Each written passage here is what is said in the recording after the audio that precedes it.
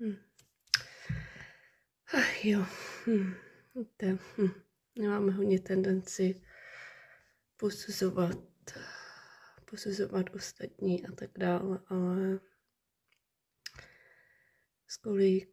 spoustu někdo prostě nevidí, kolik věcí se děje za těma zavřenýma dveřma.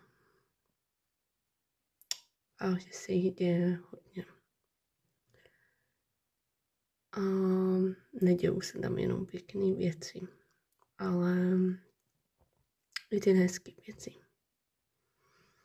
Může se tam dít i to řvaní, ty hádky. Ten křik, který můžete i vyrůstat trošku.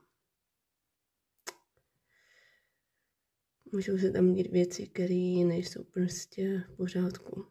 Které nemají zdravý selský rozum. A spoustu takových věcí se tam může jako jít.